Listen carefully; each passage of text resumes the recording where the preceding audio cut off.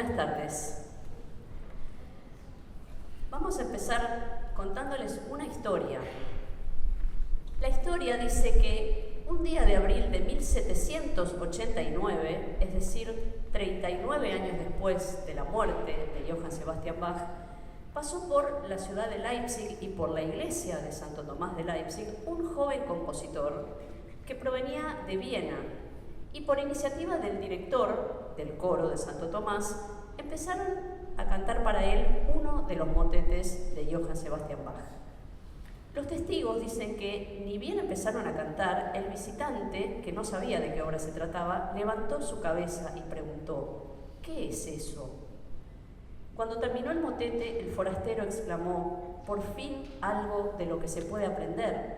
Pidió ver las partituras, que examinó con devoción, y suplicó que le dieran una copia. Este joven de quien hablamos se llamaba Wolfgang Amadeus Mozart. Esta historia revela, entre otras cosas, que los motetes de Bach fueron la única parte de su obra que se interpretó sin interrupción después de su muerte. A diferencia de su misa en si menor, que el autor nunca llegó a escuchar en vida, o de las pasiones olvidadas durante 80 años, los motetes se siguieron cantando en Santo Tomás, y a partir de su publicación en los primeros años del siglo XIX pudieron ser interpretados en otros lugares. Pero al mismo tiempo se tiene menos información sobre ellos que sobre otros grupos de obras. Se supone que varios fueron escritos para acompañar ritos fúnebres en Leipzig, pero no mucho más. De su producción sobreviviente y auténtica, esta tarde los artistas de la Academia Bach interpretarán los 4 motetes a doble coro. El motete tiene una historia muy antigua y muy compleja. Su nombre deriva del francés mot, que quiere decir palabra, y a la vez eso explica su origen, porque en el siglo XIII los primeros polifonistas franceses empezaron a agregar palabras, por lo general textos profanos, a las voces superiores. Más tarde el motete se fue afianzando e integrando a la liturgia y se fue también refinando y adaptando a las prácticas de los diferentes centros musicales. Desde la Reforma, en los estados luteranos el motete incorporó el coral y se desarrolló principalmente en alemán, aunque se sabe que el mismo Bach escribió motetes en latín. En tiempos de Bach, la palabra motete designaba obras sin una función fija dentro de los servicios de la Iglesia, sobre textos bíblicos y que conservaban elementos arcaicos, en especial el uso del doble coro. La fuerza del motete estaba en su capacidad de proclamar grandes textos bíblicos o poéticos. Eran entonces perfectos ejemplos de teología musical, que combinaban 2 de las bases de la práctica luterana, el coral y la doctrina de sola scriptura, es decir, solo la Biblia es fuente de autoridad por ser la palabra revelada de Dios. De las 4 obras en programa, la primera, Komm, Jesu, Komm, es la más ligada a la tradición del motete a doble coro del siglo XVII. Su texto es una paráfrasis del Evangelio de Juan 14:6. Yo soy el camino, la verdad y la vida. Nadie llega al Padre si no es por mí. Hecha por Paul Zimmig. De este poema, Bach toma 2 estrofas. La primera, según la mencionada estructura de coros que se responden, dice: ven, Jesús, ven, mi cuerpo está cansado, las fuerzas me faltan cada vez más y suspiro por tu paz. El camino se me hace difícil, ven, quiero entregarme a ti, tú eres el camino recto, la verdad y la vida. La última y segunda estrofa toma la forma de un coral sobre una melodía posiblemente escrita por Bach mismo. Dice así: en tus manos me pongo y digo, mundo, adiós. Mi vida se apresura a su final y mi espíritu está preparado. Hacia su Creador se elevará, porque Jesús es siempre el verdadero camino hacia la vida. El otro motete de esta primera parte es aquel que maravilló a Mozart. Singet dem Herrn ein neues Lied, canten al Señor un nuevo canto. La primera sección proclama el comienzo del Salmo 149. Canten al Señor un nuevo canto y que lo alabe la congregación de los santos. Que Israel se alegre en su Creador y los hijos de Sión en su Rey. Alaben su nombre con danza, con pandero y con lira. Y la segunda sección, más lenta, alterna 2 textos poéticos. El coro 1 canta: Dios, acéptanos en adelante, porque sin ti nada podemos hacer. Sé nuestro resguardo y luz, y no defraudes nuestra esperanza. Tú la realizarás. Feliz de aquel que, firme y seguro, se entrega a ti y a tu bondad. Mientras tanto, el coro 2 proclama en formato de coral armonizado un texto que habla del amor de Dios, de lo efímero del hombre en su vida terrenal. Los dos coros vuelven a unirse en el final para cantar 2 versos del Salmo 150. Alaben a Dios por sus hechos poderosos, alábenlo según la excelencia de su grandeza, incluyendo una grandiosa fuga sobre el texto que todo lo que respira alabe al Señor. Aleluya. Con ustedes, la Academia Bach de Buenos Aires.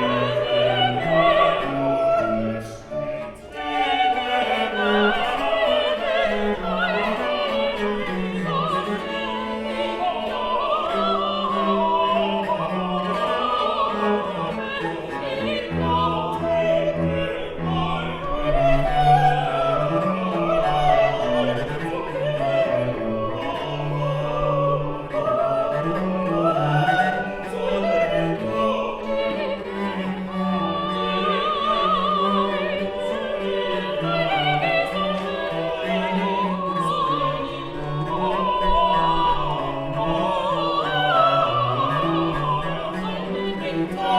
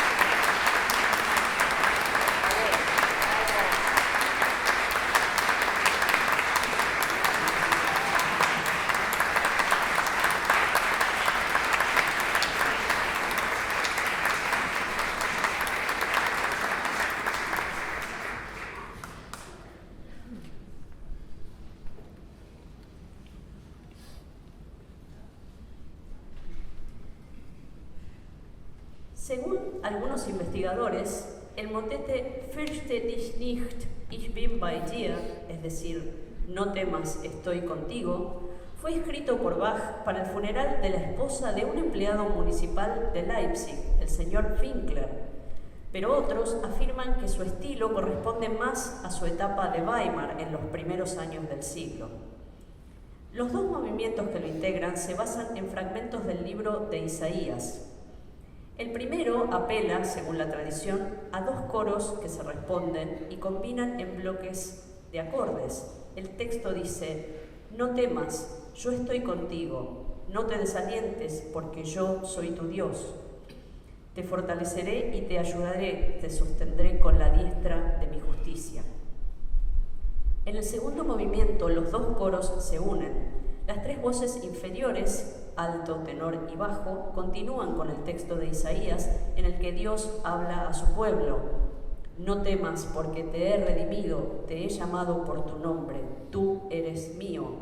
Pero las sopranos cantan dos versos de un himno del poeta Paul Gerhardt en los que el pueblo le habla a Dios. Señor, pastor mío, fuente de toda alegría, tú eres mío y yo soy tuyo, nadie podrá separarnos. Tu vida y tu sangre entregaste en la muerte para mi bien. Eres mío, a ti me aferro, luz de mi vida, y no te apartaré de mi corazón jamás.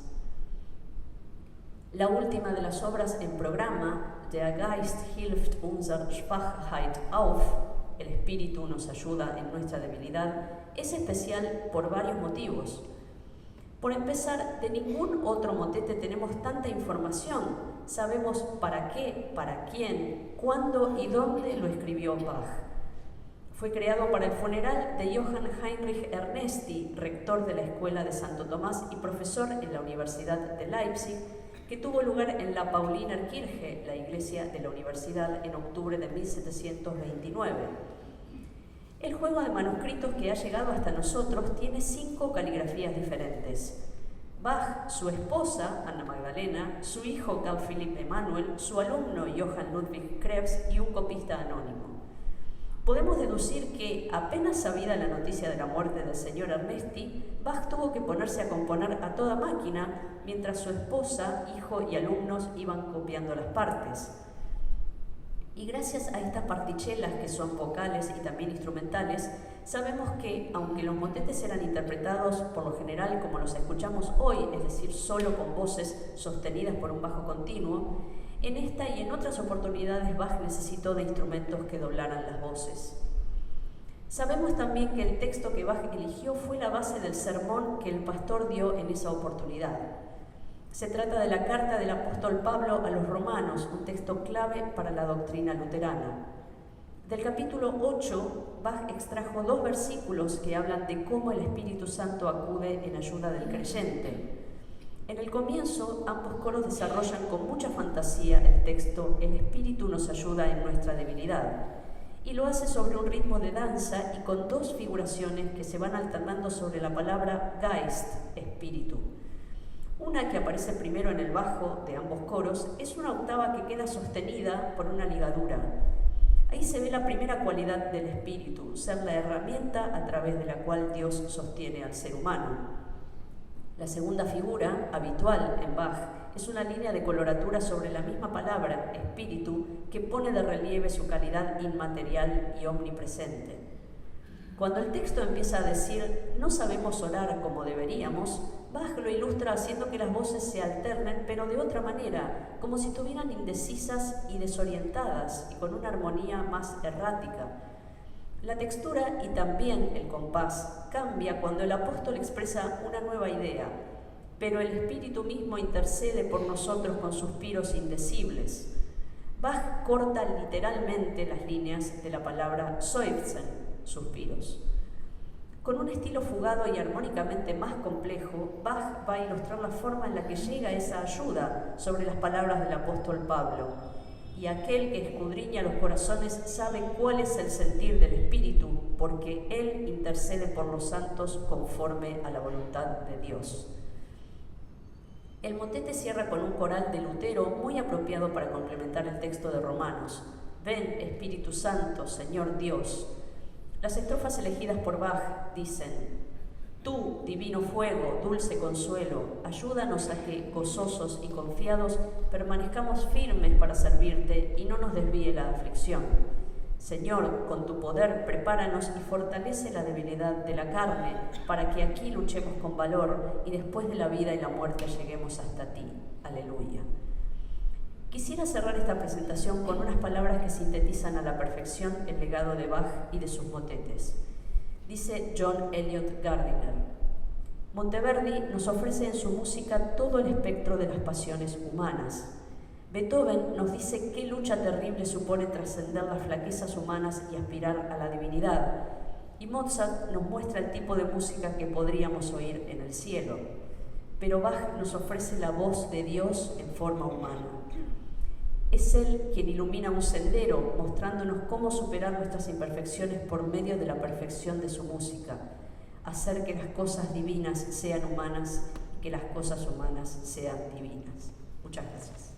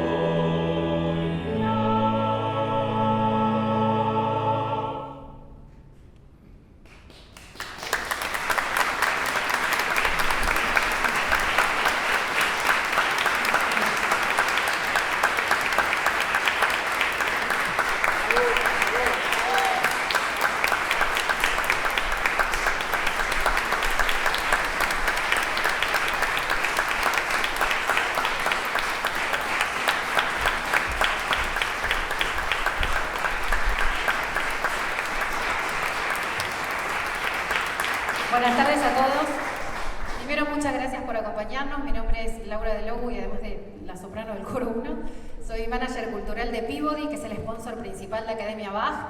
Estamos muy felices de ver el Salón Dorado colmado. Es el primer concierto de la temporada de Academia y este concierto se hizo posible gracias a muchas voluntades aunadas. El programa Mecenazgo, que nos permite hacer todas estas presentaciones y poder traer espectáculos de calidad, en nuestro caso acompañados por el Banco Santander. Muchísimas gracias a la Dirección de Música del Teatro Colón y a Gustavo Mossi, su director, por invitarnos, por darnos este espacio. Muchas gracias a Joaquín Mena, productor del ciclo. Con las personas como Joaquín se trabaja muy fácil y los músicos lo apreciamos muchísimo, así que muchas gracias. Estamos en la era de las redes sociales. Si nos quieren arrobar, nos quieren seguir, @Academia Bach de Buenos Aires. Pueden poner comentarios, fotos, clips, mandarnos consultas, seguir la cartelera de conciertos. Y nos vamos a despedir con el último de los motetes, no sin antes decir que tomar el compromiso de hacer una producción como esta, con 8 cantantes y 2 músicos de la calidad como Demián y Benja. Fue un tour de force de 5 ensayos con muchísimas notas, risas, mate, café y almuerzo en el medio. Así que estamos igualmente de cansados que de felices. Muchísimas gracias a todos por acompañarnos. Nos esperamos en el próximo concierto de Academia Bach, que va a ser el 10 de septiembre a las 17:30 en este espacio. Y nos despedimos con Lobet den Herrn, alabemos al Señor. Muchísimas gracias y hasta la próxima.